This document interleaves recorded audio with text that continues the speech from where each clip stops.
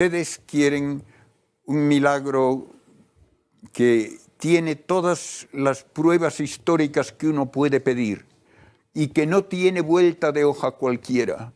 Es el milagro del cojo de Calanda.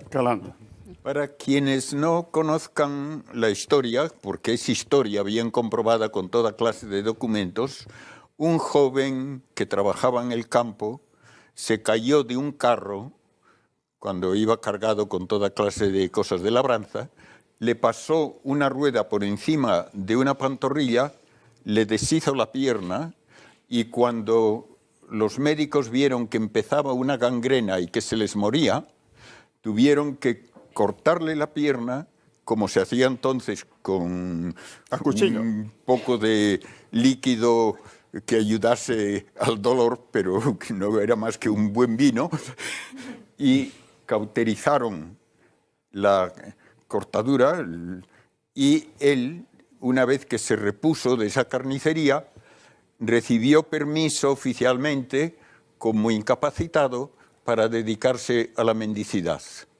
Y estuvo varios años viviendo con sus muletas, yendo en los alrededores de Zaragoza, y la gente que sabía lo que le había ocurrido y tenía pena de él, pues le daba sus limosnas. Y en una de estas correrías, si pasaba por Zaragoza y le molestaba el muñón, iba a la Virgen del Pilar, cogía unas gotitas de aceite de la lámpara y se ungía el muñón pidiendo a la Virgen que le ayudase a superar el dolor.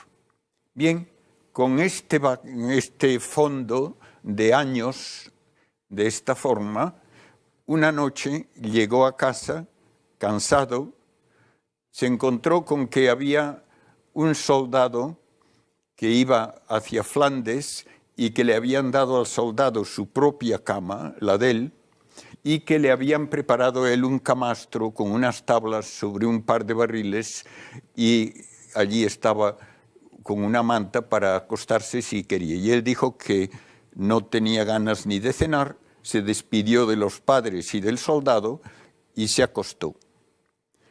Unos 10 minutos más tarde, la madre pensó que tal vez tendría frío y que podría necesitar otra manta. Con un candil entró y vio que de debajo de la manta salían 2 pies. Dio un grito, llegó el marido, llegó el soldado que estaba allí y todos vieron que tenía otra vez las 2 piernas. Incluso hay los detalles bonitos de que por donde le habían cortado la pierna tenía como un hilito de coral, como si le hubiesen cosido otra vez la pierna donde se la habían cortado. Y se armó el revuelo que se puede imaginar.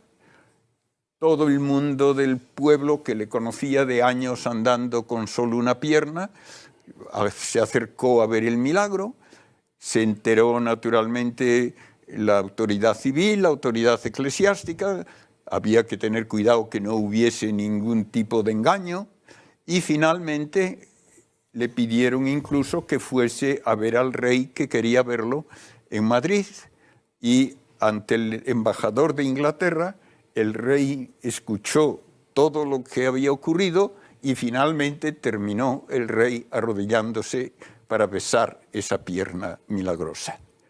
Y él continuó su vida normalmente y el milagro quedó en varios escritos de tipo jurídico, de notarios públicos dando fe, y los médicos que le habían amputado la pierna dieron fe de que habían hecho eso en tal día, en tal hospital.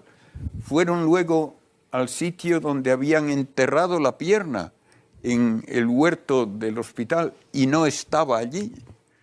Y para más detalle decían, era verdaderamente la suya, porque todavía tenía cerca del tobillo una cicatriz de que le había mordido un perro cuando era niño.